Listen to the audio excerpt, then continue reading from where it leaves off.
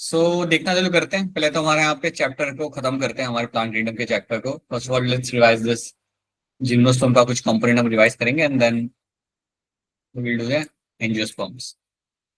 मैं पहले भी आपको ये बात बता चुका हूँ कि एंजियोस्पर्म जो आपका टॉपिक है ना, वो आप ट्वेल्थ में आप वापस से डिटेल में सीखोगे। तो यहाँ पे आपको जो अंडरस्टैंडिंग आपको लेनी है वो आपको बहुत डिटेल में नहीं चाहिए। You need to have only a superficial understanding of the angiosperms. ठीक है। So let me come back. So now we have done everything in terms of the gymnosperm. ये सारी कहानी हमने यहाँ पे देख ली थी and all of you are familiar with this. So एक बार फिर यहाँ पे आप देख लो। सो हमने यहाँ पे स्टार्ट किया था from this main plant body being sporophyte. We have understood your plants which come under the gymnosperms. Mycorrhiza कहाँ पे होता है, क्या करता है, वो हमने यहाँ पे देख लिया था। We have also understood why we have certain kind of adaptation in this plant. Adaptation होने का फायदा क्या है, that is also something we have understood. तो ये चीज हमने यहाँ पे देखी थी, ये चीज हमने यहाँ पे समझी थी।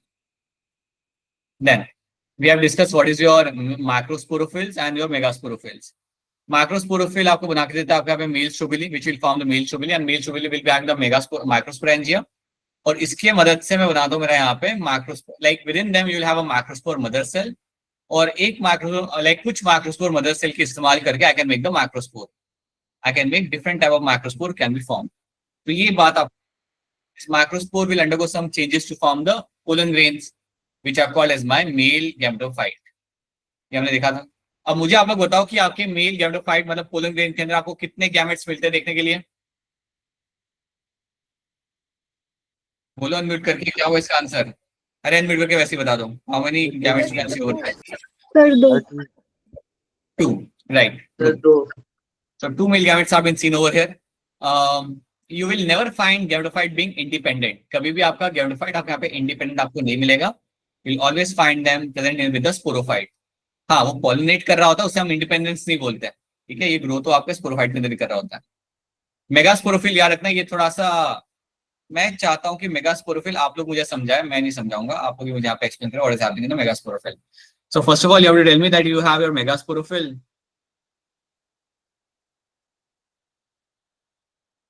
और मेगास्पोरोफिल के अंदर you will be having something called as your megasporangia. We having megasporangia. Now this megasporangia जो आपके सामने है यहाँ पे मेगास्पोरोफिल के अंदर, इसको हम इवन क्या बोल सकते हैं, इसका एक और नाम क्या हो सकता है यहाँ पे, what is the other name I can use for megasporangia. भूल गए इतना जल्दी। Male ovule. अरे ओव्यूल, ओव्यूल। मेगास्पोरेंजिया का एक और नाम आपका यहाँ पे हो सकता है आपका ओव्यूल। सो मेगास्पोरोफिल जो आपके यहाँ पे लीव्स है उसके अंदर आपको मिल जाए आपका megasporangia and within the megasporangia you this is also called as my ovule. तो अब आप यहाँ पे याद करो कि हम एक बनाते थे बड़ा बड़ा बड़ा सा ovule, to make a big ovule over there. और इसके अंदर काफी चीजें हम यहाँ पे करा करते थे। अब मैंने आपको एक बात बताई थी यहाँ पे दैट इनिशियली आपके ओव्यूल के अंदर you will have some cells. कुछ ग्रीन कलर के सेल्स आपको यहाँ पे मिलते हैं देखने के लिए इनिशियली। उन सेल्स का नाम क्या होता है सर न्यूक्लियस। अनम्यूट करके वैसे ही बोल दो। You call them as nucellus, you call them as a nucellus. अब न्यूक्लियस वाले सेल तो मुझे यहाँ पे दिख जाएंगे। I will have ample amount of nucleus वाले सेल यहाँ पे, so I can see them very over here growing them right happily.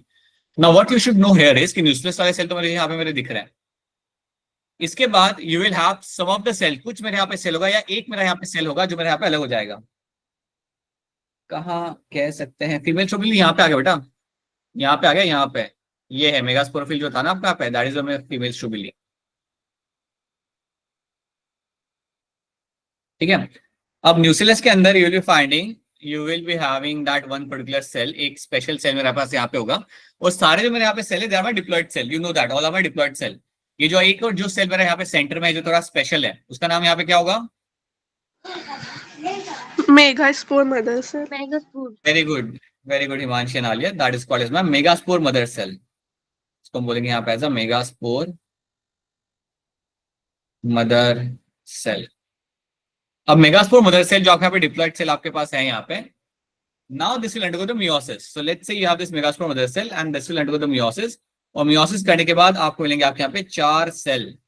ये 4 सेल जो आपके सामने बन के आएंगे, इनका नाम क्या होगा? What we call them as a MMC में से जो मुझे 4 सेल बन के मिल जाए, right? You are going to call them as a megaspores. तो ये 4 सेल मुझे यहाँ पे बन के मिले हैं, you are going to call them as a megaspores. इनको हम बोलेंगे यहाँ पे एज अ मेगास्पोर. अब मुझे ये बताओ कि 4 मेगास्पोर चारों के चारों जिंदा रहेंगे, इसके बाद क्या होगा? बताओ मुझे. सर 3 की डेथ हो जाएगी और एक सर इनमें से की एक सर्वाइव कर पाएगा और सर्वाइव कर Right. पाएगा. 3 की यहाँ पे होनी है आपकी death. So 3 of them undergo degeneration. एक आपका सर्वाइव करता है और ये जो आपका सर्वाइव करेगा ये आपका पूरा फीमेल गैमेटोफाइट आपको बना के देगा.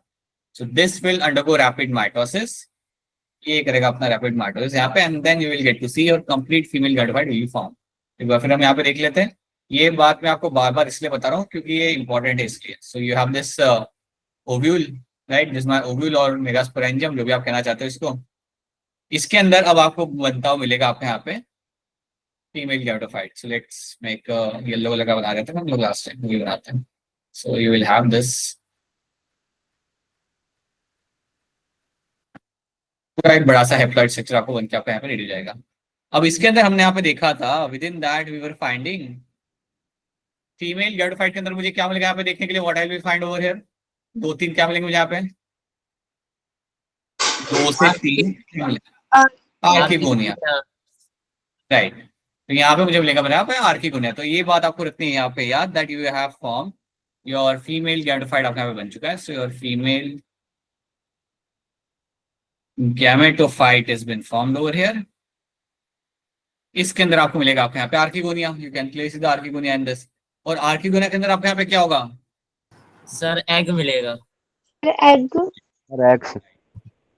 Archegonia will be having the egg. Yeah.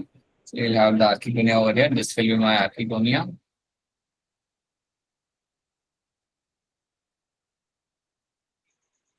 And centre में आपके यहाँ पे होगा एग.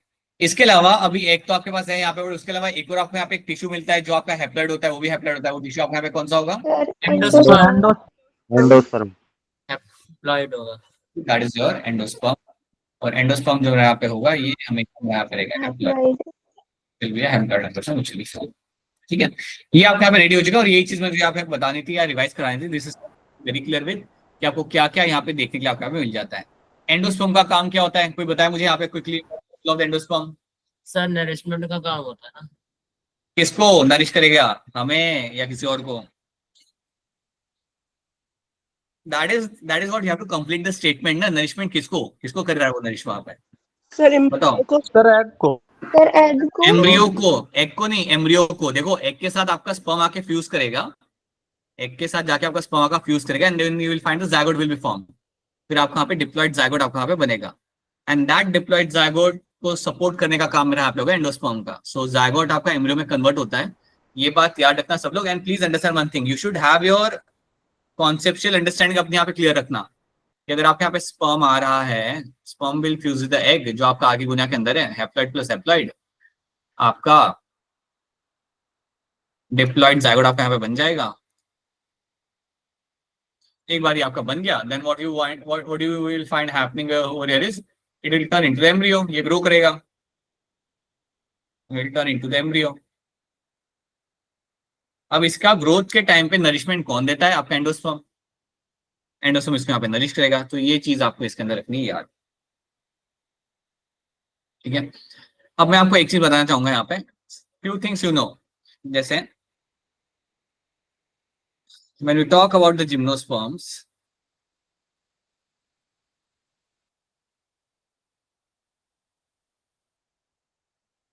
you know that यहाँ पे आपका जो एंडोस्पर्म होता है that is going to be haploid in nature.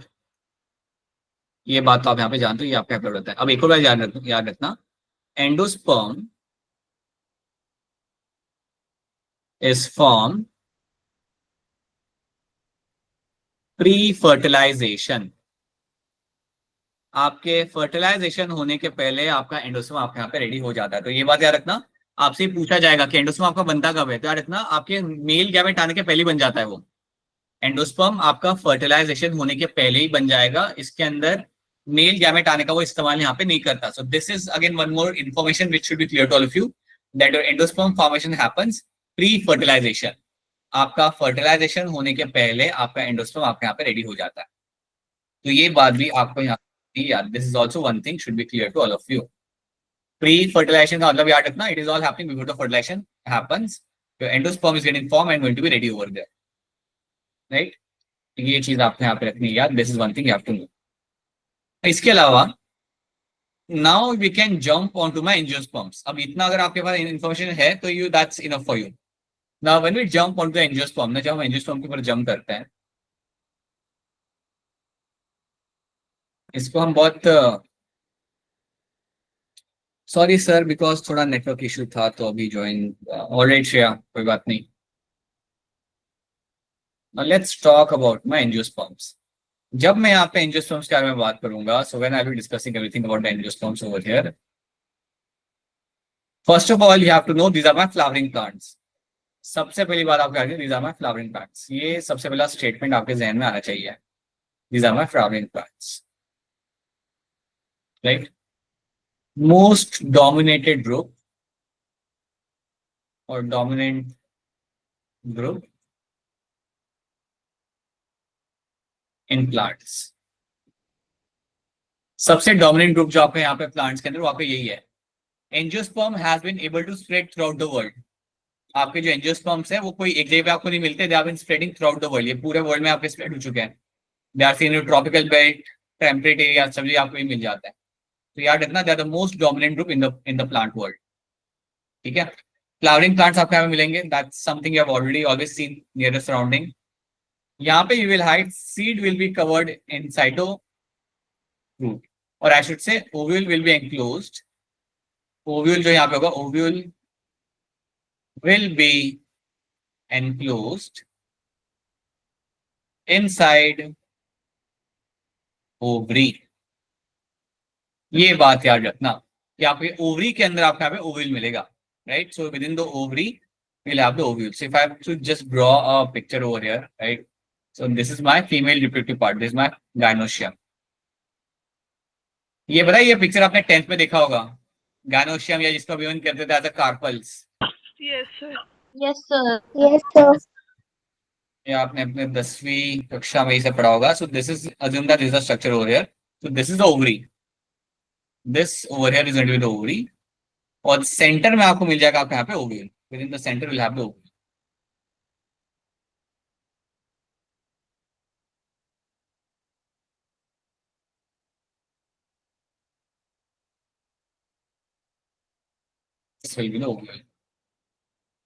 अब ओव्यूल के बारे में आप एक बात यहाँ पे जानते हो कि आपका जो ओव्यूल होता है that will turn into a seed. तो यहाँ पे भी आपका होगा फर्टिलाइजेशन, आपका यहाँ पे होगा, आपका ओव्यूल होगा वो आपका सीड बन जाएगा, और आपका जो ओवरी यहाँ पे होगा that will convert into the fruit. तो ये बात भी आपको यहाँ पे याद रखनी है, that you will always find ovule तो आपका सीड ही बनता है after fertilisation. So ovule will turn into the seed, and आपका जो ओवरी यहाँ पे होगा तो ovary is going to turn into the fruit.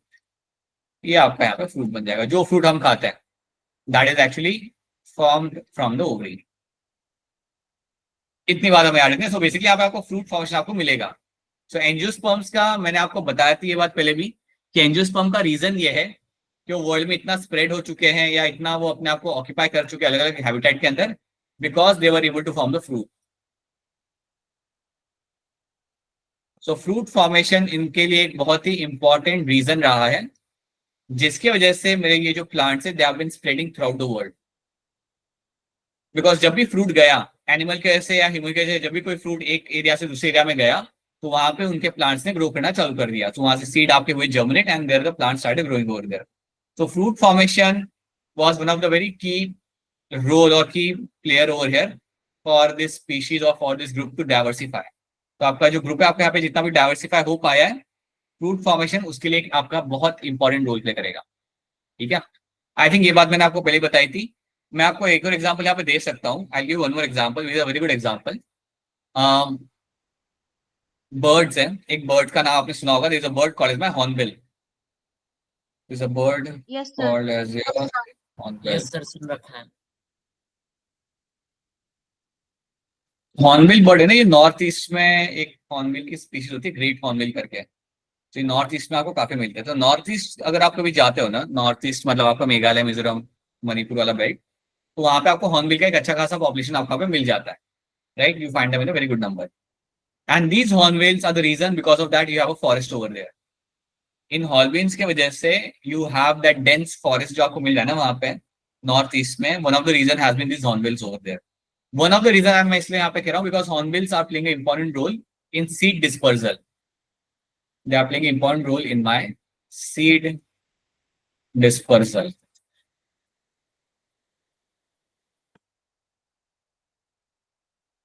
तो सीड डिस्पर्सल के अंदर आपके हॉर्नबिल यहाँ पे आपके बहुत ही इंपॉर्टेंट रोल प्ले कर रहे हैं। बेसिकली करता क्या है हॉर्नबिल? हॉर्नबिल जाके फ्रूट को खाता है, और जब वो फ्रूट को खा रहा है तो उसके साथ उसके सीड भी जा रहे हैं वहां पे कहीं और, मतलब, and those seeds are then falling on the ground, and because of that that kind of forest is been maintain. So seed dispersal के लिए हॉर्नबिल ने यहाँ पे एक बहुत ही इंपॉर्टेंट रोल प्ले किया है, and because of that you are finding you have a dense forest in that habitat, और सर्टेन टाइप की स्पीशीज आपको वहाँ पे ग्रो करते हुए आपको मिल जाती है। सो इकोलॉजिकली काफी इंपॉर्टेंट है आपको यहाँ पे। सर ये तो इंग्लिश की बुक में भी नेम है, हाँ बेटा होगा, right? And it's a beautiful word, you should see someday. So that is one thing you will find. अब यहाँ पे सीड डिस्पर्सल क्यों कर रहा होता है? Because of fruit formation. So यहाँ पे फ्रूट फॉर्मेशन का मतलब ही यहाँ पे ये होता है that you can actually find your seed to go different area. आप चाहते हो कि आपका जो सीड यहाँ पे हो वो अलग अलग एरिया में जाके डिस्पर्स हो, गिरे वहां पे और जर्मिनेट करे। यही चीज आपकी यहाँ पे हो रही है आपके हॉर्नबिल की वजह से। That's something you can find. अगर आपका कभी दिल करे ना, देयर इज वन साइंटिस्ट, एक साइंटिस्ट है जिनका नाम है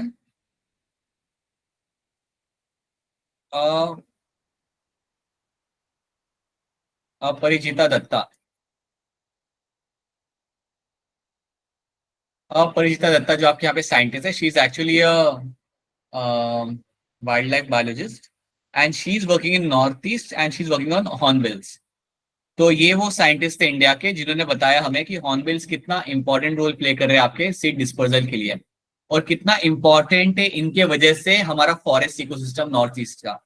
So that is something she did. So in case if you just type this name na someday, and if you want to know something about the scientists and what they do, you should see what these people actually do over there. How they have played a very important role in conservation of a species. इन लोगों के वजह से आपकी ये जो population है ना hornbills की बच पाती है, और क्योंकि हॉर्नबिल्स की पॉपुलेशन बच पा रही है because of that you have a forest over there, because of that you are able to conserve the forest. So how things are correlated over there and how these things work is quite interesting to understand. ठीक है, चलो ये बात हमने आप देख ली। तो fruit formation आपको मिल जाएगा आपके ट्रीज के अंदर, फ्लावरिंग प्लांट्स के अंदर, and that's going to be very important. इसके बाद याद रखना they depend on agents for pollination. तो ये आई थिंक आप ये बात जानते हो, they depend on both biological and your abiotic agents for pollination. So they depend on biotic and abiotic factors are involved in your pollination. आपके insect भी आपके इन्वॉल्व हो रहे हैं, आपके बर्ड्स भी आपके इन्वॉल्व हो रहे हैं, बर्ड्स के साथ आपके वीड भी इन्वॉल्व होती है, कई बार वाटर इन्वॉल्व होता है। So this all helps in my pollination. So that's one thing you have to do. अब अगर आपको याद हो, कोई मुझे बताएगा यहाँ पे कि जिम्नोस्पर्म के अंदर आपके जालम में आपको क्या मिलता है देखने के लिए? What do you get to see in the xylem of the gymnosperm? Sir track seeds Love to see the answer आपके यहाँ पे। Tracheids is something you will find in the gymnosperm के अंदर. On the other hand, angiosperms के अंदर you will have a xylem and a phloem. But angiosperm में आपको यहाँ पे याद रखना है, in angiosperms, you'll be finding there will be a presence of your vessels. तो वेसल्स आपको यहाँ पे मिल जाएंगे, वेसल मिलेंगे, और कुछ के अंदर आपको ट्रैकेट्स भी आपको मिल सकते हैं, but vessels are more dominant. Vessels आपको ज्यादा कॉमनली आपको मिल जाएंगे। सो वेसल्स एंड ट्रैकेट्स और actually vessels are the major one you find in the angiosperm. तो ये आपको मिलता है आपके जाइलम एलिमेंट के अंदर। तो जाइलम एलिमेंट के अंदर आपको ये दिख जाना है। This is something I will find in the xylem element.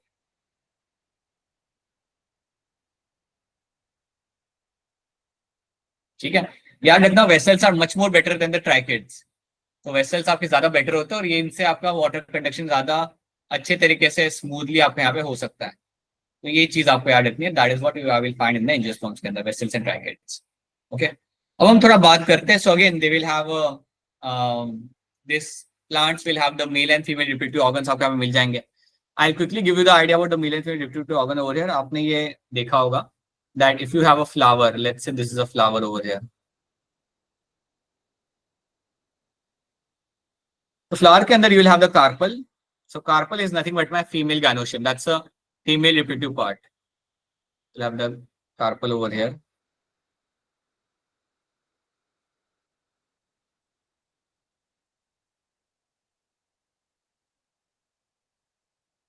This is going to be the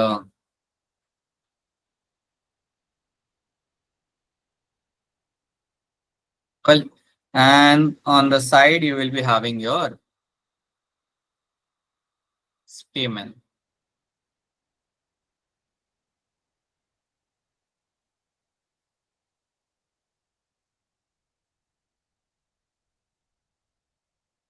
So this is going to be the carpel over here. Carpel is nothing but my female reproductive part over here, and this structure which I've drawn over here is going to be called my stamen. इसको बोलूंगा यहाँ पे as अ स्टेमन, और स्टेमन आपका यहाँ पे होता है आपका मेल रिप्रोडक्टिव पार्ट। आपने ये चीज देखी होगी, या मैं आपको बता देता हूँ आपको यहाँ पे, दैट स्टेमन आपको बहुत सारे मिल जाएंगे आपके फ्लावर के अंदर। And when you observe the stamen, so they will have the bulging head, एक बल्जिंग हेड आपको दिखता है, and then you will have a long stalk. ये जो बल्जिंग हेड आपका यहाँ पे होता है इसको हम बोलते हैं यहाँ पे एज एंथर, और जो लंबा सा स्टॉक आपको यहाँ पे दिख रहा है, that stalk over there is called as my filament. ठीक है, this going to be called my filament. और आपका ये जो पूरा स्ट्रक्चर आपके सामने यहाँ पे है, इसको हम बोलते हैं यहाँ पे द स्टेमन, जो मैंने यहाँ पे मेंशन किया हुआ है। The complete statement over there is going to be called as your स्टेमन।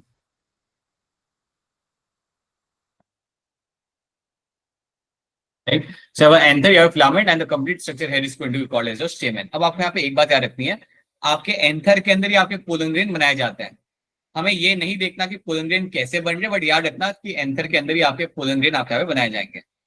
So anther is a site जहां पे आपका माइक्रोस्पोर मदर सेल इस्तेमाल किया जाएगा, and using the microspore mother cell I can make the pollen grain. हमने अभी तक देखा था ना, हम लोग वहां पे यूज करते थे, हमारा माइक्रोस्पोर मदर सेल इस्तेमाल करते थे, that used to undergo meiosis, आपको 4 स्पोर मिलते थे, right. The same thing will happen over here, but will be happening in the anther. तो ये बात आपको याद रखनी है। सिमिलरली जो आपका यहाँ पे कार्पल होता है ना, similarly the carpel you have, इसको हम gynoecium भी कह सकते हैं, gynoecium for my female part, and male part को हम बोल सकते हैं यहाँ पे एज एंड्रोशियम। सो कार्पल जो आपका यहाँ पे होगा, उसके सेंटर में you will have the ovule, and within the ovule you will have your female gametophyte is been seen. तो देखो मैं आपको यहाँ पे बता रहा हूँ, सुनो ध्यान से। आपके एंथर के अंदर आपके बनेंगे आपके पोलन ग्रेन, एंथर के अंदर हम बनाएंगे हमारे यहाँ पे पोलन ग्रेन, और जो पोलन ग्रेन आप यहाँ पे बनाते हो, pollen grain are called as my male gametophyte, gymnosperm की तरह, they are called as my male gametophyte. यहां तक बात समझ आ रही है आप सबको यहाँ पे? Is this clear to all of you?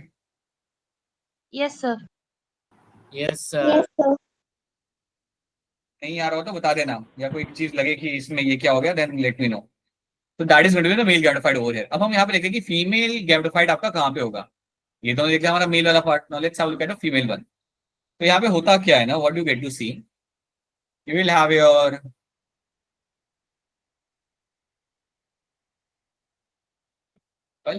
the carpel will have certain regions. The top part is called as my stigma. यहाँ पे आके पोलन ग्रेन बैठेगा, so this is called as my stigma over here. Then you have a long stalk. That long stalk here is called as my style. This bottom part over here is going to be called as your ovary, right? And in the center you will have a presence of your ovule.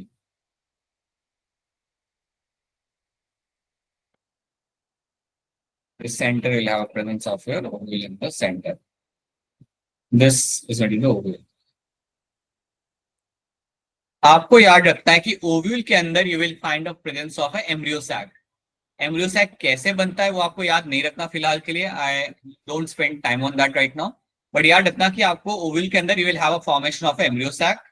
So within the ovule there will be formation of what you call as embryo sac, आपको बनते हुए आपको मिलेगा यहाँ पे, you will have something called as your embryo sac.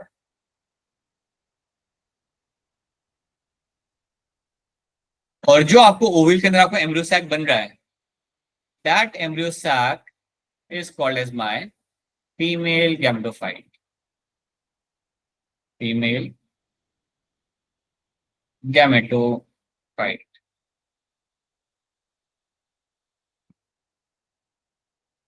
ये याद रखना, इतना याद रख लो आप यहाँ पे कि आपका एम्ब्रियो सैक आपको मिलता है आपके ओवल के अंदर, and that embryo sac is called female gametophyte. तो अब एम्ब्रियो सैक में आपको क्या क्या मिलेगा देखने के लिए, ये भी हम थोड़ा यहाँ पे देख लेते हैं। That what do I get to see in the your, just wait a minute, do I get to see in your particular embryo sac? Now let's see. So embryo sac जो आपका यहाँ पे होता है ना, इसको हम थोड़ा सा यहाँ पे समझते हैं। आपका यहाँ पे ओवल आपको पता चल गया ना, ओवल के अंदर भी you will have some cells, ovule is going to be a megasporangia. यहाँ पे भी आपका जो ओवल है ना बेटा, इसको भी हम यहाँ पे मेगास्पोरेंजिया ही बोलेंगे, सब कुछ सेम सेम ही है। इस अंदर you will have some cells over there, so याद रखना ओवल के अंदर you will have some cells. So मैं आपको ऐसे कहता हूँ that you have your ovule, ovule के अंदर you have a large number of cells. अब आप थोड़ा सा एक कहानी को खुद से ही बता सकते हो। सो ओवल के अंदर you have some cells and those cells are called as my cells of nucellus. You have a nucellus वाले सेल्स आपको मिलेंगे यहाँ पे, you have number of nucellus cells. सारे सेल्स मेरे यहाँ पे डिप्लॉयड होते हैं, बट इनमें से एक सेल होता है जो स्पेशल होता है। सारे सेल मेरे यहाँ पे डिप्लॉयड होंगे, इनमें से एक सेल मेरा यहाँ पे होगा जो यहाँ पे होगा आपका स्पेशल। मुझे बताओ आप लोग कि वो जो एक स्पेशल सेल मुझे मिलेगा यहाँ पे, उसका नाम क्या होगा? Sir embryo sac. सर मैं हाँ बोलो।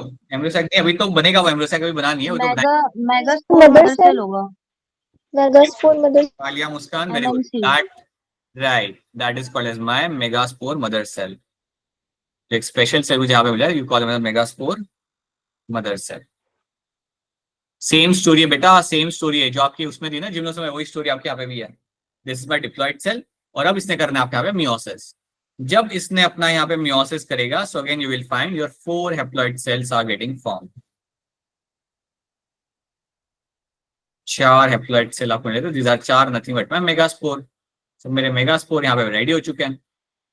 अब जब मेरे मेगास्पोर यहाँ पे रेडी हो चुके हैं, अब आपको यहाँ से मुझे बताना है, once my megaspore ready over here, क्या हो रहा था आपके जिम्नोस्पर्म के अंदर? Now what was happening in the gymnosperm? Sir यहाँ से 4 में सर, से हमें एक ही फंक्शनल मिलेगा। जनरेट हो रहे थे और एक ही नरिशमेंट कर पा रहा और सरवाइव कर पा रहा था। बिल्कुल सही, दोनों का आंसर यहाँ पे सही है। So you are find 3 of them will undergo degeneration again over here, और एक आपका यहाँ पे सर्वाइव करेगा, जिसको मैं बोलूंगा यहाँ पे as a functional megaspore. I will call it as a functional megaspore. और जो फंक्शनल मेगास्पोर मेरे यहाँ पे सामने है, the functional megaspore which I have in front of me right now, अब पता है क्या करेगा? ये करेगा माइटोसिस, और जब ये माइटोसिस करता है, when it does the mitosis, you will find embryo sac is form. ये करेगा अपना माइटोसिस और एम्ब्रियो सैक, उसके बाद आपका एम्ब्रियो सैक बनकर यहाँ पे रेडी होगा। तो जो हमने यहाँ पे एम्ब्रियो सैक बना के रखा था ना, वो बनाता है आपके यहाँ पे फंक्शनल मेगास्पोर करके आपका माइटोसिस। अब एम्ब्रियो सैक हम तो यहाँ पे कर रहे हैं, किसमें है क्या? So you will have the main thing which is going to be egg. So embryo sac के अंदर आपको काफी चीजें आपको मिल जाती है, बट फिलहाल याद रखना you will have something called as your egg. तो याद रखना है आपको कि जब मैं एम्ब्रियो सैक बोल रहा हूँ, सो that is my female gametophyte, और ये बनाया कैसे जाता है आप यहाँ पे समझ चुके हो। अब ये वाली कहानी आपको समझनी आपके लिए आसान होगी, because you have seen this thing happening in my gymnosperm के साथ। न्यूक्लियस सेल से आपके वहां पे एक सेल था जो स्पेशल था, मेगास्पोर मदर सेल, करेगा मियोसिस, 4 सेल आपको बना के देगा, 4 में से 3 सेल की हो जाएगी यहाँ पे डेथ, एक यहाँ पे बच जाएगा, एंड एक जो बच गया आपके यहाँ पे it will form the embryo sac. Sir main plant body वही बेटा, sporophyte, gymnosperm, angiosperm, all of them will be sporophyte. बल्कि आप ये याद रखो, pteridophyta, gymnosperm and angiosperm, all of them will have a main plant body going to be sporophyte. ये मत भूलना, ये हमेशा याद रखना, that is always going to be sporophyte all the time. ठीक है ना? अब ये आपके यहाँ पे बन चुका है ना। अब एक चीज हम यहाँ पे समझ लेते हैं कि आपका जो एम्ब्रियो सैक यहाँ पे बना है, उसके अंदर आपको सेल्स कौन से मिल जाते हैं। Will just have some understanding over here कि आपके एम्ब्रियो सैक के अंदर आपको क्या क्या सेल, हम इसको डिटेल में नहीं देख रहे, but let's see one thing कि जब आप एक एम्ब्रियो सैक को ऑब्जर्व करते हो, तो उसमें आपको क्या क्या चीजें देखने के लिए आपको मिल सकती है। So when you observe embryo sac, assume that this is my embryo sac, right. तो एम्ब्रियो सैक के अंदर आपको यहाँ पे मिलेंगे, पहले तो आपको यहाँ पे मिलेगा आपका यहाँ पे एक cell, This over here is my egg cell. Then you can have couple of two cells, couple of more cells over here. Those cells are called as my synergid cells. Those cells मुझे यहाँ पे मिल रहे होते हैं. These two cells over there are going to be called as my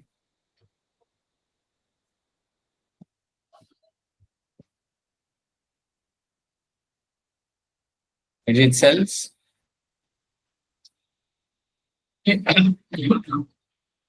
Right. Then I will have three cells at the top. तीन cell मुझे top पे मिल जाएंगे यहाँ पे, तीन और सेल मुझे यहाँ पे मिलते हैं. Those cells over there are called as my antipodal cell.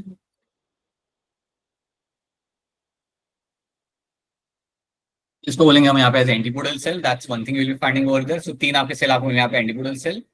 And in the center आपको मिलेंगे आपके दो Nucleya. In the center you have your two nuclei. याद रखना ये आपका सेल नहीं, ये न्यूक्लिया है, ये न्यूक्लियस है. So you have two nuclei in the center. ये दो न्यूक्लिया आपको सेंटर में आपको यहाँ पे मिल रहे हैं. These nuclei over here are called as my polar nuclei. These nuclei over here are going to be called as my polar nuclei. इनको हम बोलते हैं आप ऐसा पोलर न्यूक्लिया. इनको हम पोलर न्यूक्लिया भी कह सकते हैं. इनको आप इवन कह सकते हैं सेकेंडरी न्यूक्लियस.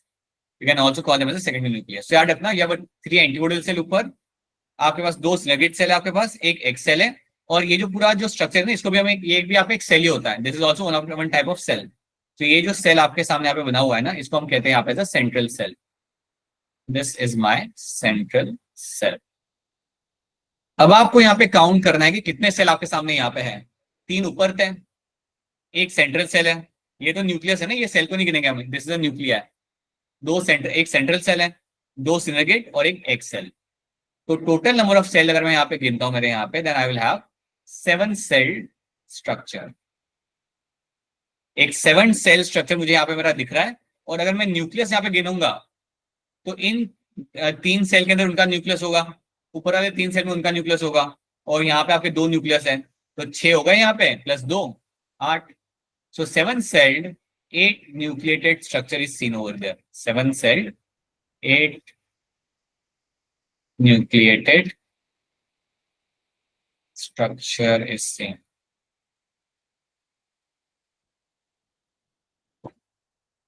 बताइए मुस्कान कुमारी, बोलिए. सर आपने लिखा है 7 सेल, लेकिन यहाँ पर 6 सेल हुए ना, क्योंकि चलो एक गिनते सेंट्रल वापस. सेल के अंदर देखो 6 चलो गिनते सेल. वापस से. 3 ऊपर के हो गए, 3 central cell is the 4th one. ठीक है, 2 सिनर्गिड सेल आपके यहाँ पे हो गए, 5 6 7 थे मेरे यहाँ पे एक्सेल. सर ये सेंट्रल सेल क्या है? सेंट्रल जो आपका एम्ब्रियोसाइक जो आपका बनता है ना यहाँ पे, तो वहां पे भी आपका एक सेल बनता है. व्हेन दिस एम्ब्रियोसाइक इज फॉर्म ना, जब आपका ये मेगास्पोर फंक्शनल मेगास्पोर जो आपका होता है, जब ये एम्ब्रियोसाइक बनाता है तो आपका एक सेल वहां पे बनता है. दैट लार्ज स्ट्रक्चर जो आपका बनकर यहाँ पे रेडी होगा ना, उसको हम कहते हैं यहाँ पे सेंट्रल सेल. जो पूरा स्ट्रक्चर आपका जो बनता है, this itself is a cell also ना, ये भी आपका एक सेल ही है. और इन सेल्स के अंदर you have other cells over there. तो ये बड़ा सा, आप ये मान लो कि एक बड़ा सा सेल आपका यहाँ पे बनकर रेडी हो चुका है, और इस बड़े से सेल के अंदर आपके ये कई सारे आपको दूसरे भी सेल्स आपको दिख रहे हैं.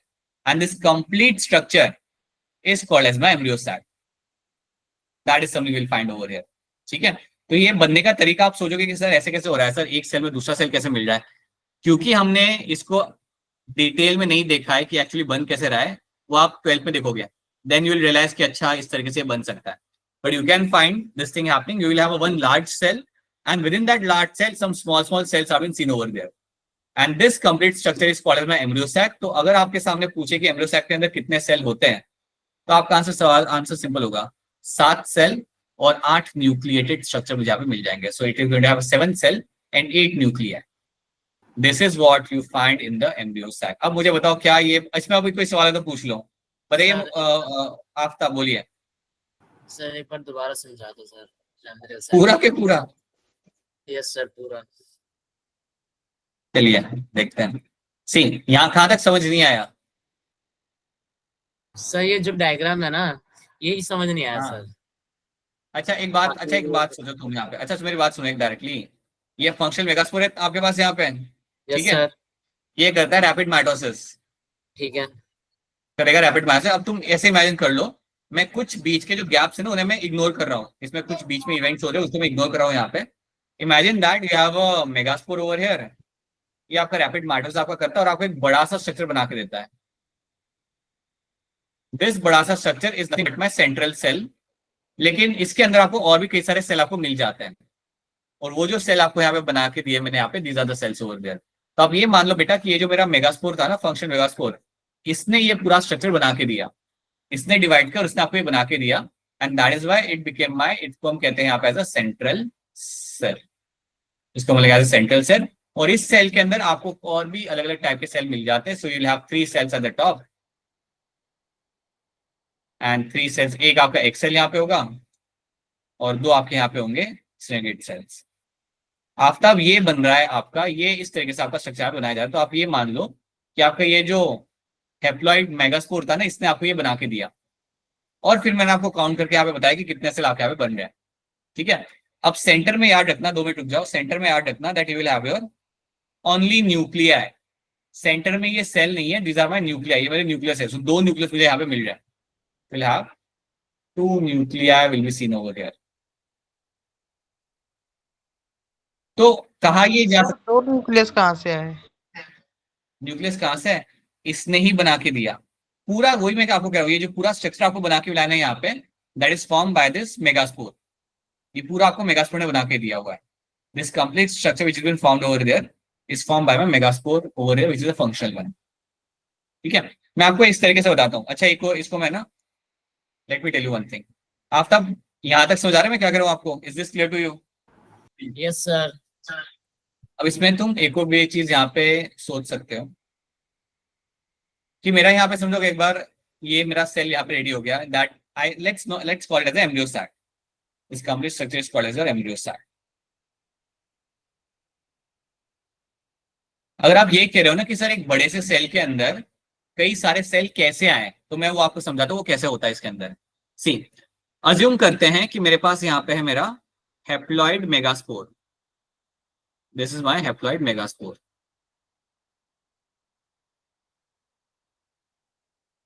अब हेप्लॉइड मेगास्पोर क्या करता है ना, it will undergo 3 times mitosis, it will undergo 3 times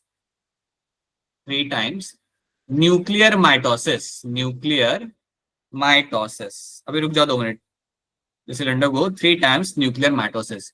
अब जब मैं कह रहा हूं कि ये कर रहा है न्यूक्लियर माइटोसिस, इसका मतलब यहाँ पे क्या होता है, अब आप सोचो इस बात को। आपके पास एक यहाँ पे सेल है, इसके पास एक सिंगल न्यूक्लिया है, अगर एक सेल 3 बार माइटोसिस करेगा ना, अगर एक न्यूक्लिया 3 बार माइटोसिस करेगा तो उसके नंबर हो जाएगा वहां पे 8। देखो ये, इसको आप ऐसे कैलकुलेट कर सकते हो, एक सेल, अगर मैं आपको यहाँ पे देख के देता हूं, एक सेल अगर एक टाइम डिवीजन करेगा तो आपको कितने सेल मिलेंगे, 2, राइट। उसका एक रूल याद रखना, 2:1, 1 means number of division, 1 means number of division.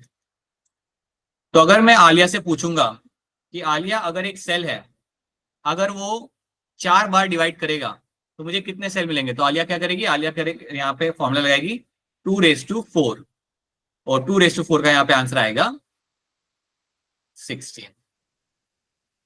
अगर मैं मुस्कान को पूछता हूं कि मुस्कान मुझे बताओ कि अगर हमारा सेल 8 बार नहीं 7 बार अगर डिवाइड करेगा तो मेरे कितने सेल मुझे वहां पे मिलेंगे, so what the Muskan will do, वो फॉर्मूला यहाँ पे यूज करेगी 2 नंबर ऑफ डिवीजन कितने बार हो रहा है आपके यहाँ पे 7, so that will give me the answer of my 128 cells. तो उसी तरीके से अगर मेरा कोई सेल या न्यूक्लियस मेरा 3 टाइम्स डिवाइड कर रहा है, so I will use a formula 2 number of time division is going to be 3, so that give me the answer is going to be your 8, 2 into 2 into 2 I'll get 8। ये बात समझ आई आपको कैसे आप calculate करते हैं number of cell divisions, Yes, yes sir. Sir. Right. अब देखो यहाँ पे होता क्या है, समझो यू हैव अ न्यूक्लियस, अगर ये 3 टाइम माइटोसिस करेगा, so now how many nuclei you will have how many nuclei, बताओ मुझे आप यहाँ पे, अगर एक न्यूक्लियस Eight. अगर माइटोसिस करेगा 3। 8 होगा ना, इफ यू गो फॉर 2:3 बेटा then Yes, will get, sir. 8, 2:3.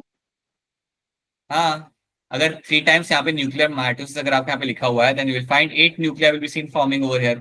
तो पता है यहाँ पे होता क्या है, अब आप देखो, you have a large cell which has been form now and this cell has 8 nuclei, और ये 8 न्यूक्लिया जो होते हैं ना, ये अपने अपने जगह पे जाके लग जाता है. Imagine this are my 8 nuclei which have been located in certain regions. और ये जो 8 न्यूक्लिया आपके पास बन चुके हैं ना, ये आपके यहाँ पे अरेंज कर दिया हमने सब जगहों पे, 3 ऊपर 3 नीचे और 2 बीच में. These are my 8 nuclei. Meiosis नहीं सीखना बेटा, मुस्कान इग्नोर करो भी. मियोसिस हमें यहाँ पे करना नहीं है. जनरली जब मियोसिस करते हैं तब आपको 4 सेल मिलता है. That's the only thing you have to know. जब आप मियोसिस सीखोगे तब आपको समझ आएगा, अभी नहीं आएगा. So first of all you have to know this कि आपके यहाँ पे 3 न्यूक्लियर डिवीजन आपने किया, आपको यहाँ पे 8 आपको न्यूक्लियर पे मिल चुके हैं. अब देखो यहाँ पे क्या होता है, हर एक न्यूक्लियस को मिलेगा खुद का सेल वॉल. हर एक न्यूक्लियाई को खुद का सेल वॉल यहाँ पे मिल जाएगा. इसको मिल गया, इन 3 को यहाँ पे मिल जाएगा, और इन 3 को भी आपके यहाँ पे मिल जाएगा. अब आप समझो कि जिनको जिनको सेल वॉल मिल गया ना, खुद का सेल वॉल जब इनको मिल जाएगा, मतलब ये लोग बना लेंगे, they will be called as my cells. अब इनको मैं यहाँ पे सेल्स कैसे कहूँ, 3 ऊपर आ गए 3 नीचे आ गए, और 3 में से एक जो मेरा यहाँ पे सेल है that is my egg cell.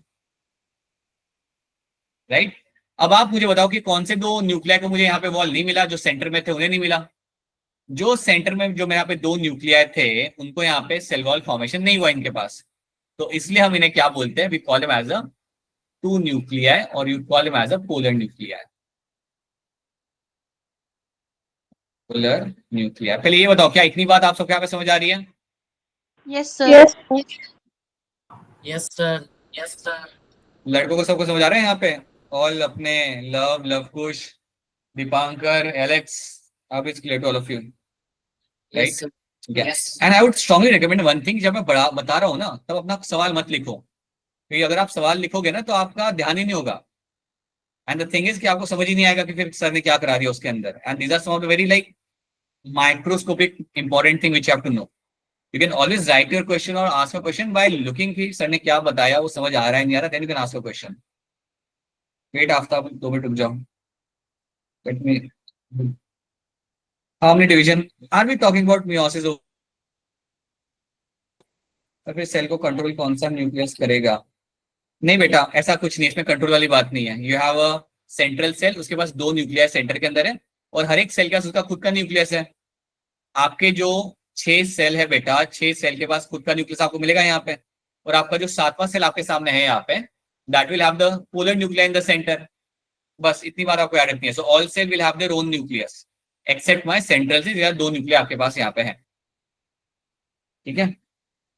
Now tell me हर्षित, बताओ क्या सवाल है आपका? सर इस डायग्राम से क्वेश्चन डायरेक्ट आएंगे या कॉन्सेप्शनल पर्पस के लिए है? देखो ये डायग्राम से ना क्वेश्चन अच्छे कॉन्सेप्चुअल लेवल के आएंगे, बट ये तुम डायग्राम वापस सीखोगे तुम 12th के अंदर डिटेल में. 11th पे जो सवाल आएगा ना वो ऐसा आ सकता है आपके सामने कि आपका जो एम्ब्रियो सैक होता है वो किससे बना होता है, या how many cell you will find in embryo sac. Then आपका आंसर यहाँ पे आएगा 7 सेल 8 न्यूक्लिएटेड स्ट्रक्चर. ये आपका यहाँ पे आंसर आएगा.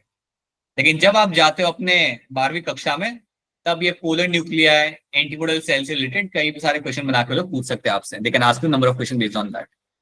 लेकिन अगर आप इतनी बात अगर आप यहाँ पे समझ पा रहे हो, देन आगे वाली चीज समझने में आपको कोई दिक्कत आएगी नहीं, जो आप 12 में पढ़ोगे. ठीक है. So that's one thing you have to know. Harshit समझ आ रही है ना मेरी बात? बताओ Aftab. Yes sir.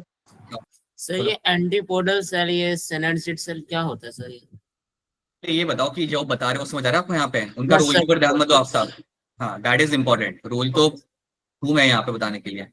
First of all you have to understand how these things are getting formed over here. That's important. ठीक है. अब synergid cells, antipodal cells something. हाँ, किसी और का भी सवाल है क्या? बताओ क्या सवाल है आपका? Someone has raised their hand. बोलो बोलो, स्लो नहीं बोलो. सर आपने बताया था कि 2 न्यूक्लियस बिना सेल वॉल के रह जाते हैं, तो मतलब वो कैसे? क्योंकि उन्हें उनका वॉल फॉर्मेशन हुआ ही नहीं. न्यूक्लिया था. देखो यहाँ पे हमने क्या किया ना स्लोनी, यहाँ पे जब हमने न्यूक्लिया बनाया तो न्यूक्लिया के आसपास वॉल बन जाती है. So they are able to make their own wall. But जो सेंटर में आपके जो न्यूक्लिया है उनके आसपास आपको वॉल फॉर्मेशन आपको यहाँ पे नहीं मिलता. एंड उसका एक एडवांटेज है, उसका एक इवोल्यूशनरी एडवांटेज है जो भी हम सीखेंगे नहीं. We won't understand the evolutionary advantage over here right now because that will be much more complex for you to understand फिलहाल के लिए. बट ये याद रखना कि आपके 2 जो सेंटर में न्यूक्लिया होते हैं उनके पास आपकी वॉल नहीं होती. they don't become a defined cell. They are just 2 Nucleya in the center. और बाकी जो मेरे यहाँ पे 6 न्यूक्लिया थे उन सबको उनकी खुद की वॉल यहाँ पे मिल जाती है. ठीक है. So that's one thing. बताइए और किसी का कोई सवाल हो तो पूछ लीजिए. If anyone has any kind of question here. ठीक है, चलिए आपका यहाँ पे हो गया. हाँ जी आलिया बताइए. सर 8 न्यूक्लिया तो पता चल गए कि कहाँ है, पर 7 सेल कैसे हैं जब सेल वॉल सिर्फ 6 सेल्स के पास है तो? देखो, let's come back over, let's see over here. So you have this 3 cells, ये 3 सेल के पास में उनकी वॉल है, ठीक है। ये 3 सेल के पास उनकी वॉल है यहाँ पे, सो दिया में 6 सेल्स, राइट। और 7वां सेल मेरा यहाँ पे है आपका सेंट्रल सेल। 7वां सेल जो आपका है ना, जिनके अंदर ये सारे आपको सेल्स मिल रहे हैं, that is my large cell, is my central cell. तो इसलिए this becomes my 7 celled 8 nucleated structure, क्योंकि ये जो भी चीज आपको यहाँ पे दिख रही है कि आपके बड़ों से एक सेल के अंदर ही आपको दिख रही है, and this complete structure, central cell and everything inside them is called as my embryo sac.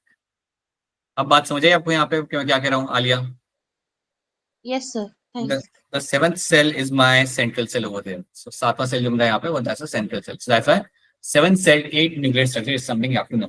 Roles के तरफ ध्यान मत दो अभी। रोल्स अगर आप यहाँ पे याद करने की कोशिश करोगे that will be added thing for you, but फिलहाल याद रखना you have your synergid cells. अब मैं आपको है ना रोल्स बता रहा हूँ, लेकिन you don't have to like something you they don't ask you in 11th grade, but you can know the roles first of all, like simple roles. Synergid cell जो आपका होता है ना, इसका पता है काम क्या होता है? It attracts, it helps in the guiding the pollen tube. इसका काम यहाँ पे होता है, it helps in guiding the pollen tube. It guides the pollen tube. इसका अलावा आप यहाँ पे समझो, अगर आपको याद होगा तो याद है आपका पोलन ग्रेन आके गिरता है आपके स्टिग्मा के ऊपर। अभी पहले ध्यान दो, यहाँ पे pollen grain will come and sit on the stigma and then वहां से आपका पोलन ट्यूब बनता है। तो अगर मैं आपको यहाँ पे ये पिक्चर दिखाऊं, मैंने आपको बताया था ना कि आपका पोलन ग्रेन यहाँ पे आएगा, pollen grain will fall on the stigma over here, और स्टिग्मा में गिरने के बाद it will form the pollen tube. तो ये पोलन ट्यूब बनाने का सिग्नल कहाँ से आता है, या पोलन ट्यूब बनाने का जो आखिरी इंफॉर्मेशन या आखिरी जो ट्रिगर आता है वो कहाँ से आता है? It is done with the help of my synergid cells. ये बनाने के लिए जो आपको जो ट्रिगर आ रहा होता है ना, that trigger is coming from my this synergid cells. So they guide the pollen tube. Pollen tube को गाइड करना, पोलन ट्यूब को बताना कि आपको वहां से ट्रेवल करके नीचे तक आना है। That is what they do. So they guide the pollen tube over here, ठीक है। तो ये इनका रोल यहाँ पे याद रखना। एक तो आप जानते हैं कि एग, इसके साथ आके आपका स्पर्म फ्यूज करेगा, राइट। एंड टॉप के ऊपर आपको मिलते हैं antipodal cell, they don't have a well defined role. इनका कोई रोल नहीं होता, they are just some of the cell which have been found over there, they don't have a well defined role over there. तो इतनी बात आपको यहाँ पे याद रखनी है। पोलर न्यूक्लिया मैं आपको अभी नहीं बता रहा, but these are the information you have to know first of all. बताओ हर्षित, क्या कर रहे हो आप? सर वो गलती से हैंड रेज हो गया था, sorry. So this is what you find happening in this. So this is what you see happening in your particular, in your embryo sac. अब आपको एक चीज इसके अंदर याद रखनी है, these are the things ये आपने यहाँ पे देख ली। अब एक चीज यहाँ पे आप याद रख लो कि जो एम्ब्रियो सैक है ना, उसका जो जहां पे आपके होते हैं your synergid cells and egg cell, ये दो है मेरे यहाँ पे सिनेगेट सेल्स,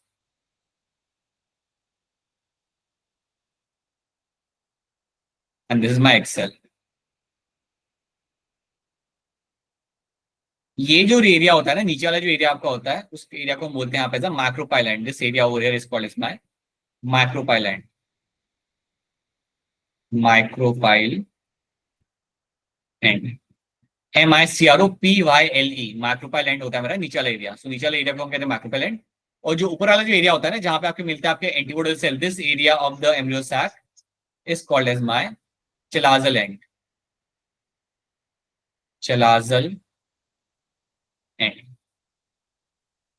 तो ये दो टर्म्स याद रखना, ये आपको मैक्रोपाइलैंड एंड यहाँ पे चलाजल एंड, ये दो टर्म्स आप यहाँ पे याद रखना। इतनी इन्फॉर्मेशन आपके लिए इनफ है 11th ग्रेड के लिए। This is information going to be enough for you for the grade 11, right. So micropylar end and chalazal end, these are the things you have to know this. अब इसमें आप एक चीज यहाँ पे याद रखना, one more thing, let me just add couple of slides in this. आपका एंडोस्पर्म यहाँ पे कैसा होता है, let's try to see that how the endosperm is going to behave in this.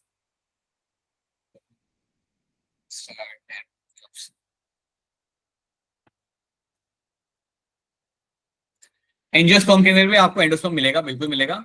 यहाँ पे आपको आर्चिगोनियम नहीं मिलता। जो आर्चिगोनिया आपको मिल जाता है ना जिम्नोस्पर्म के अंदर, वो आपको यहाँ पे फॉर्मेशन आपको नहीं मिलेगा। सो आर्चिगोनिया टर्म आपको यहाँ पे इस्तेमाल नहीं करना है। सो ये बात याद रखना, that there is nothing like archegonia we will be using over here. Now let's see, अगर मैं यहाँ पे बात करता हूँ ना, if I just happen to see this thing slightly in more detail, you will realise कि यहाँ पे जो आपका एंडोस्पर्म होता है, सो in angiosperms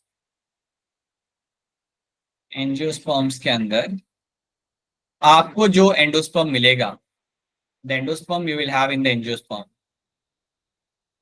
this endosperm is going to be your triploid.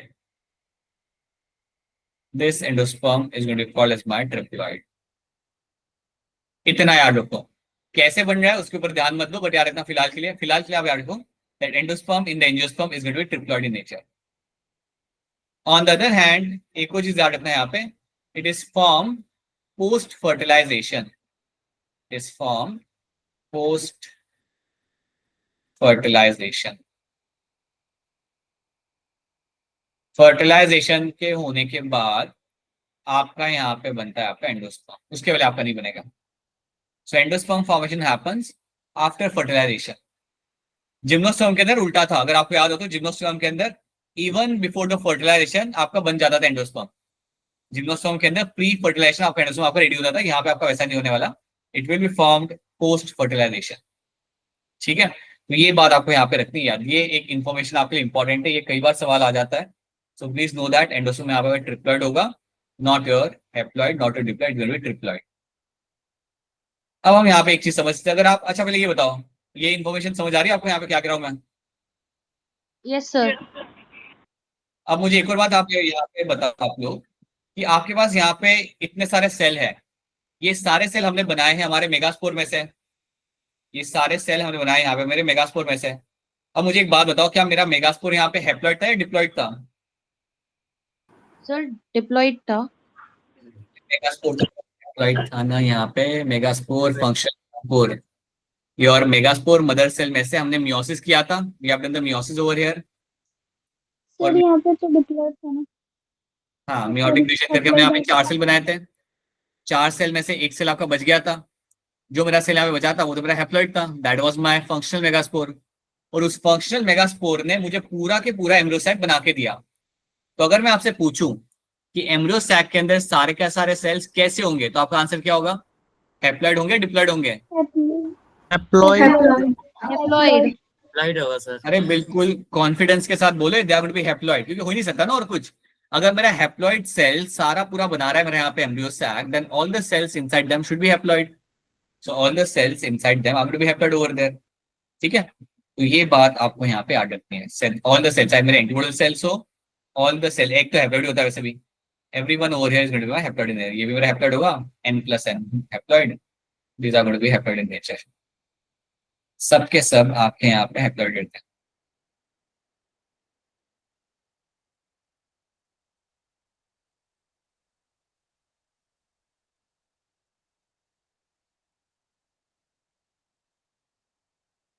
So they are all my haploid cells in this. Now, there's one thing you have to understand here कि आपके सारे यहाँ पे haploid cells हो, यहाँ पे मैं बता दिया. अब यहाँ पे एक टर्म लिखूंगा, उसको आप यहाँ पे सुनना. एंजियोस्पर्म्स के अंदर एक इवेंट होता है, उस इवेंट को हम बोलते हैं यहाँ पे एज अ डबल फर्टिलाइजेशन. एक इवेंट आपको होते हुए मिलेगा एंजियोस्पर्म के अंदर, and that event is called as my double fertilisation.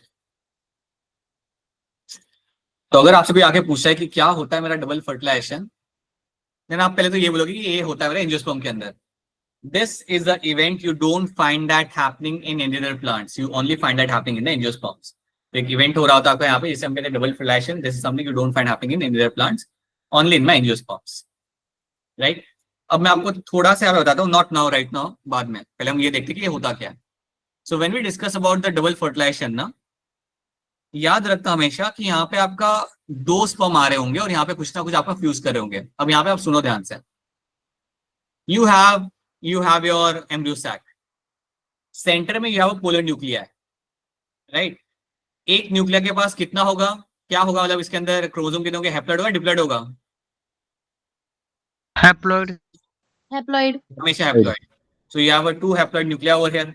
एक भी आपका यहाँ पे हैप्लॉइड होता है. ठीक है, अब इमेजिन करो कि यहाँ पे पोलन ट्यूब से अंदर आ चुके मेरे यहाँ पे 2 स्पर्म. पोलन ट्यूब यहाँ पे अंदर आया और पोलन ट्यूब के साथ साथ आपके यहाँ पे 2 स्पर्म आपके यहाँ पे आ चुके. Imagine that 2 sperms have reached over here. तो जब मेरे 2 स्पर्म यहाँ पे ट्रैवल करके अंदर आते हैं ना, तो एक स्पर्म जाके फ्यूज करेगा मेरे एग को. तो 1 sperm will go and fuse with the egg. तो ये स्पर्म जाके फ्यूज करेगा मेरे एग के साथ. और जो दूसरा स्पर्म मेरा यहाँ पे होगा, या दूसरा मेल गैमेट जो मेरे यहाँ पे होगा, this male gamete will go and fuse with my polar nuclear. ये जाके फ्यूज करेगा पोलर न्यूक्लियर के साथ। तो याद रखना one of the male gamete, so this are my male gamete, so ये भी मेरा मेल गैमेट है and this is also my male gamete, this is also my male gamete. तो आपको यहाँ पे याद ही रखना है कि आपको जो मेल गैमेट आपको यहाँ पे आ रहा है ना, दो आएंगे आपके पोलर ट्यूब के थ्रू, एक जाके फ्यूज करेगा एग के साथ और एक जाके फ्यूज करेगा आपके पोलर न्यूक्लियर के साथ। ये चीज आपको यहाँ पे होते मिलेगी। Now let's understand this thing. Assume that you have a male gamete over here and this male gamete comes and fuses with your egg. तो जब ये एग के साथ जाके यहाँ पे फ्यूज करेगा, this is the egg over here, तो आपका क्या बनेगा? वही बनेगा जो हर जगह बनता है, formation of your diploid zygote. यही बनता है ना हमेशा, जो एग के साथ स्पर्म फ्यूज करता है। तो यहाँ पे तो कुछ आपका अलग बन नहीं रहा है यहाँ पे। So sperm will fuse with the egg and will give rise to your diploid zygote. और जो स्पर्म है इसको मैं मेल गैमेट बोलता हूँ यहाँ पे, या फिर आप कंफ्यूज हो जाओगे, mail gamete, this will come and fuse with the egg हमेशा। दिस मेल गैमेट,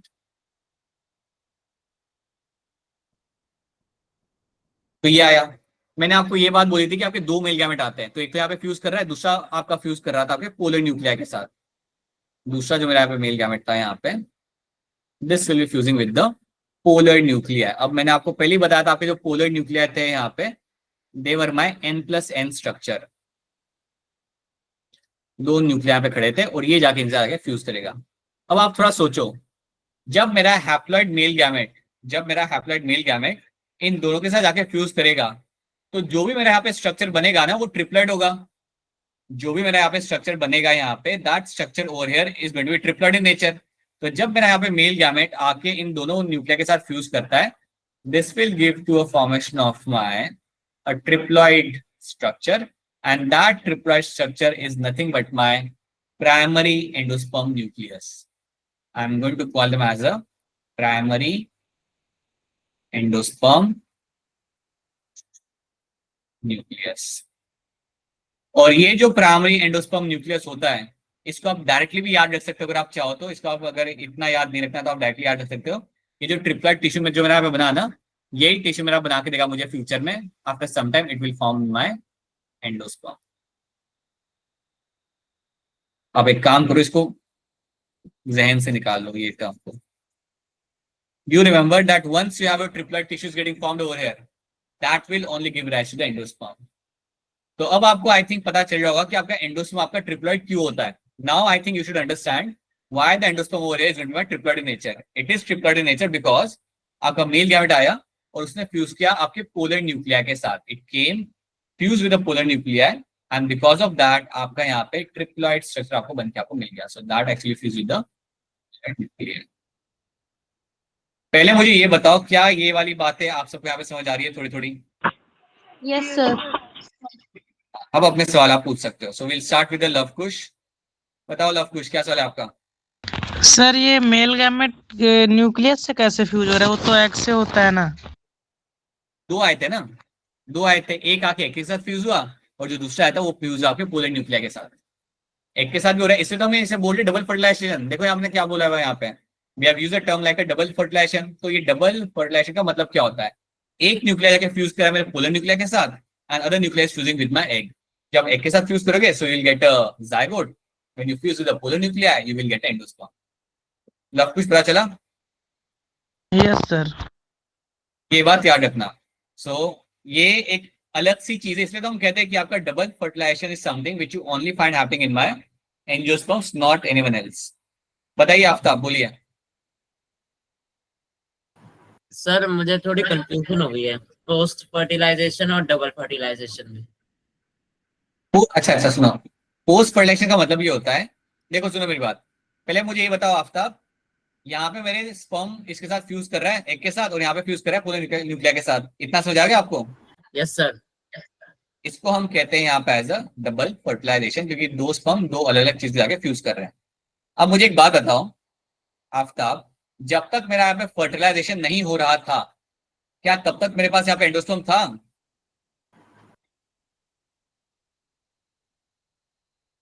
जब तक मेरा यहाँ पे फर्टिलाइजेशन नहीं हो रहा था, जब तक मेरा मेल गैमेट यहाँ पे आया नहीं था, क्या तब मेरे पास एंडोस्पर्म था या नहीं था? सर शायद नहीं था। अरे शायद क्या नहीं था बेटा, था ही नहीं ना, देखो ना कहाँ कहाँ पे एंडोस्पर्म आपका था, यहाँ पे था ही नहीं। No, आपके sir. सिर्फ एम्ब्रियो सैक था आपके पास, आपके न्यूक्लियाई थे, 6 सेल्स थे, सेंट्रल सेल था, यू नेवर हैड एंडोस्पर्म। तो हमने आपको ये बोला कि जब आपका फर्टिलाइजेशन होता है ना, उसके बाद बनता है आपका एंडोस्पर्म, और इसलिए मैंने यहाँ पे लिखा हुआ है the endosperm is form post fertilisation. Post मतलब फर्टिलाइजेशन होने के बाद आपका एंडोस्पर्म आपका पे बन रहा है, और वही चीज आपको यहाँ पे दिख रही है। जब फर्टिलाइजेशन मेरा यहाँ पे हुआ, उसके बाद बनाना मेरा यहाँ पे एंडोस्पर्म, तब तो था ही नहीं उसके पहले वहां पे कुछ था ही नहीं ऐसा, एंडोस्पर्म जैसा कोई टिश्यू ही नहीं था वहां पे। यस सर, पता चला आफ्ताब? सच्ची बताओ, समझ आ रहा है नहीं आ रहा? आ गया सर समझ में। क्या? ऑलराइट, सो बताइए मुस्कान कुमारी, क्या सवाल है आपका, बोलिए। सर सेम था, पोस्ट फर्टिलाइजेशन बस। पोस्ट, आप ये समझो, अगर मैं कहता हूं ना that post exam we will meet, that means exam के बाद हम लोग मिलेंगे यहाँ पे। तो जब मैं कह रहा हूँ यहाँ पे हो क्या रहा है ना, endosperm is getting form, endosperm का यहाँ पे फॉर्मेशन आपका हो रहा है post fertilisation, that means endosperm बनाया जा रहा है फर्टिलाइजेशन होने के बाद, और वही चीज आपको यहाँ पे दिख रही है। अब ये मेरे लिए मेंशन करना आपके लिए इंपॉर्टेंट था कि फर्टिलाइजेशन के बाद ये बन रहा है, क्योंकि मैंने आपको जिम्नोस्पर्म की कहानी में बताया था कि वहां पे तो आपका एंडोस्पर्म बनेगा before the fertilisation, over there your endosperm is getting formed right before the fertilization। बोला था ना आपको यहाँ पे जिम्नोस्पर्म को लेके, दैट यहाँ पे आपको क्या मिलता है देखने के लिए, that you will find endosperm आपका होता है यहाँ पे haploid and it is form pre fertilisation. Pre मतलब आपका मेल गैमेट आया भी नहीं है, उसके पहले आपका एंडोस्पर्म बनकर रेडी हो चुका है। डिफरेंस आपको समझ आ रहा है यहाँ पे प्री एंड पोस्ट का? प्री मतलब before the male gamete comes, fertilisation happens, you have the endosperm, and post means आपका मेल गैमेट आया, फर्टिलाइजेशन हुआ, and then you will find the endosperm is getting form. ये बात आपको यहाँ पे समझनी है। अब मुझे बता दो, क्या ये चीजें आप सबको यहाँ पे समझ आ रही है? Yes sir. Yes sir. Yes, sir. अभी इसमें कोई चीज समझ नहीं आ रही है, सवाल हो तो पूछ लो। If there is some question for you in this, then ask your questions. अगर आपको इतना समझ आ रहा है, that's a very good thing. अगर आप इतनी चीज को अगर आप अगले कुछ महीनों के लिए याद रख सकते हो, then your life becomes slightly easier when you study the one of the chapter of my 12th grade, right? थोड़ा सा आपको हेल्प मिलता है। So these are the few things you have to know in this, and that is the story of my angiosperms. So angiosperm में याद रखना, जब मैं flowering plant, so traits याद रखना। आपको डिटेल में सवाल नहीं आएगा, but you can have a question based on the traits. Angiosperms will be having your like these are the plants which will be flowering plants. Fruit formation आपको यहाँ पे मिल जाएगा, और उसके साथ साथ they will have an endosperm which is going to be triploid in nature. बनाया जाता है फर्टिलाइजेशन के बाद, एंड यहाँ पे आपको होते हुए मिलेगा आपके यहाँ पे double fertilisation. This is where you will find double fertilisation will seen happening. बताइए लव, कुछ बताइए। सर ये एग मेल गैमेट एग से भी फ्यूज हो रहा है और उससे भी फ्यूज हो रहा है, मतलब हम एग को इस स्पर्म को और किसी से भी फ्यूज करा सकते हैं? नहीं, एंजियोस्पर्म के अंदर ऐसा होता है बस। एंजियोस्पर्म के अंदर स्पर्म होता है ना, it has a potential to fuse with the polar nuclei and also with the egg. तो ये बात सिर्फ आपके एंजियोस्पर्म में आपको होते हुए मिलेगी, ठीक है? मतलब ये the same thing you can not find happening in any other group. ये चीज लेकिन आपको यहाँ पे होते हुए मिल जाती है, because you have to make a tissue. Endosperm का रोल तो वही रहता है हर जगह पे, ऑल ऑफ कुछ the role will remain the same. यहाँ पे हम बस चाहते ही है कि आपका एंडोस्पर्म जो आपका बने ना, this endosperm should nourish the embryo, right? और ये आपका बनता है आफ्टर फर्टिलाइजेशन। तो आप इतना याद रखना कि एंजियोस्पर्म के अंदर ये चीज होती है कि एक स्पर्म जाके फ्यूज करता है एग के साथ, और दूसरा स्पर्म जाके फ्यूज करता है पोलर न्यूक्लिया के साथ। और अगर आप ऐसा बोलोगे ना कि हम क्या स्पर्म को किसी के साथ भी फ्यूज करा सकते हैं, we can actually do that, but वो लैब के अंदर क्या जाता है, उसे हम कहते हैं टिश्यू कल्चर। उसमें आप स्पर्म को इस्तेमाल करके you can fuse them with the other nuclei और अदर सेल के साथ कर सकते हो, but that's a different thing. अभी के लिए याद रखना कि ये जो इवेंट आपका यहाँ पे हो रहा है, it is a event very very very specific to my angiosperms, बस, और कहीं आपको होते हुए नहीं मिलेगा। Yes sir. हाँ ठीक है। और किसी का कोई सवाल हो तो बताइए। Angiosperms needs to be understood by everyone. No सवाल, सब ठीक है? वेरी गुड, अच्छी बात है बेटा। फिर तो I was expecting some questions from your side, और अगर ना आए ना तो पूछ लिया करो please. I hope someone hasn't written question in the chat. Sir अच्छा नहीं है, ठीक है। So that is something you have to know. तो यहाँ पे in a real sense आपका चैप्टर यहाँ पे खत्म होता है। So once you do the angiosperm, we have done the basics of the angiosperms. बहुत डिटेल में हमने इसे आपने देखा है, इतना ही आपको यहाँ पे जानना है। एक चीज यहाँ पे आप याद रख सकते हो, that angiosperm will have two categories of plants. They will have a monocot and a dicot. ये आप रख सकते हो याद, so you can know this thing as well. So angiosperms will have these two categories. Let me just write it down somewhere over here. ये आपने सुना होगा, सुना है नहीं सुना है, dicot monocot plant? Yes sir, Yes, sir. सुना है। सुना है। प्रैक्टिकल भी किया सर। प्रैक्टिकली किया। देखो आप लोग तो कितने तेज हो। Angiosperm will have two categories. Will have a dicot and monocot.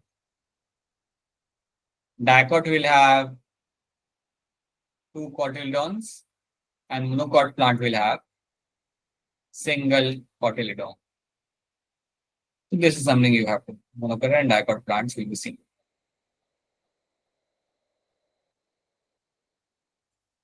अब यहाँ से आपका काम चालू होता है। आपका काम यहाँ पे ये होगा कि एनसीईआरटी को रीड करना, एग्जांपल्स को याद करना, and to solve as many question as possible.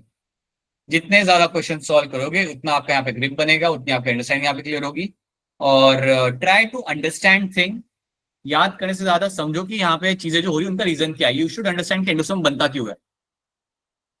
Endosome बनता ही आपको इसलिए ताकि आप नरिश कर सको एम्ब्रियो को, राइट? तो that is why endosome is getting formed. So you should understand that those things. Angiosperm अगर आपसे कोई पूछे कि क्यों आपको इतना मिलते हैं देखने के लिए, देन फ्रूट एंड फ्लावरिंग जो इनके अंदर मिल रहा था, that is a reason for that. Fruit formation, flowering, more advance traits आपको जो मिल रहे हैं यहाँ पे, because of that they are able to grow to a number of areas. So these are the things you have to know about my angiosperm. सो ये सब चीजें आपको याद रखनी है। प्लांट्स काफी इंटरेस्टिंग होते हैं अगर आप उन्हें थोड़ा सही से डिटेल में समझो तो। हम लोग तो काफी सुपरफिशियली इन सबको देखते हैं, समझते हैं, बट जब आप उनको डिटेल में समझने की कोशिश करते हो ना, how do they survive actually, that it becomes quite interesting to see everything about them. बताइए मुस्कान कुमारी, बोलिए। सर ये जो डिप्लॉइड सेल्स बनते हैं और जो ट्रिप्लॉइड सेल्स बनते हैं, ये दोनों एक के बाद एक होता है या फिर अलग अलग, मतलब कि या तो जाइगोट डिप्लॉइड होगा या तो ट्रिप्लॉइड होगा? जायगोट तो हमेशा डिप्लॉइड ही होगा, कुछ भी हो जाए जायगोट हमेशा डिप्लॉइड ही होगा, और कुछ हो ही नहीं सकता ना वो तो। आप सोचो Yes, जायगोट sir. कभी कुछ और हो ही नहीं सकता, बिकॉज एग आपका हेप्लॉइड है और मेल गैंड आपका हेप्लॉइड ही होगा। तो जायगोट हमेशा आपका डिप्लॉइड ही होगा, एंड जो आपका एंडोसोम होता है वो आपका हमेशा ट्रिप्लॉइड ही होगा।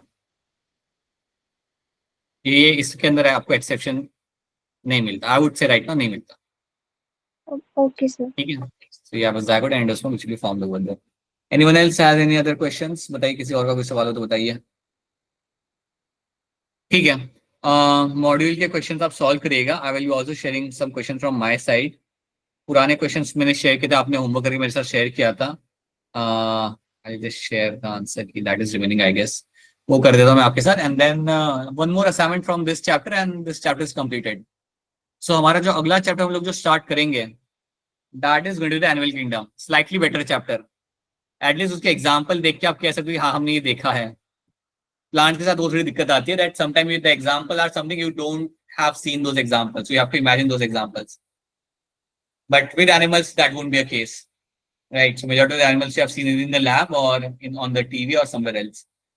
So काफी अच्छा चैप्टर है आपका एनिमल किंगडम वाला। एंड आपका अपकमिंग टेस्ट आपका कौन सा होगा उसकी डिटेल्स भी आपके साथ बाद में शेयर कर दी जाएगी, right? So that is something also will be shared with you. So आपके ग्रुप में आपको मिल जाएगा, आज ट्यूसडे है ना, you will be getting that by tomorrow, right? और बाद में आपका मैं स्कोर ऑलरेडी काफी लोगों का मैं देख चुका हूँ, बाकी लोगों का भी लाइक एक बार हम चेक करेंगे एंड देन लेट्स सी क्या दिक्कत कहाँ पे किसको आ रही है। You can reach out to me on that, ठीक है? कोई स्पेसिफिक टाइप के क्वेश्चन करने में अगर आपको प्रॉब्लम आ रही है then please get back to me, you can समझ दैट। बताइए आफ्ताब, बताइए। सर मुझे तो स्टेटमेंट्स में दिक्कत आ रही है सर। हाँ, तो उसे सॉल्व करने का एक ही तरीका है, to solve more number of statement based question.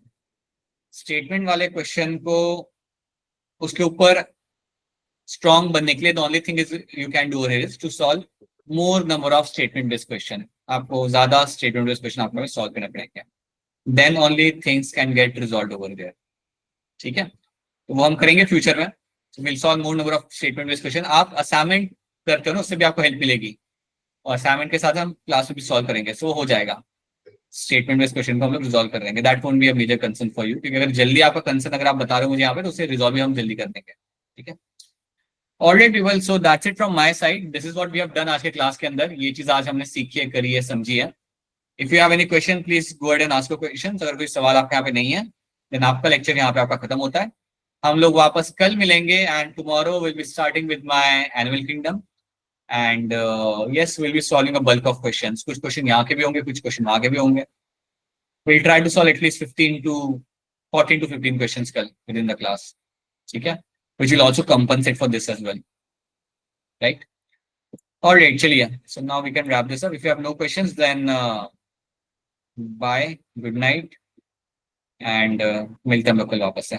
और जो लोगों का क्लास मिस हुआ था ना, आई थिंक आइए आपका भी क्लास शायद मिस हो गया था लास्ट वाला. Either go through a recording or go through the notes. अगर आपको already वो चीजें आती है, then you can just go through the notes once, and that will be enough for us.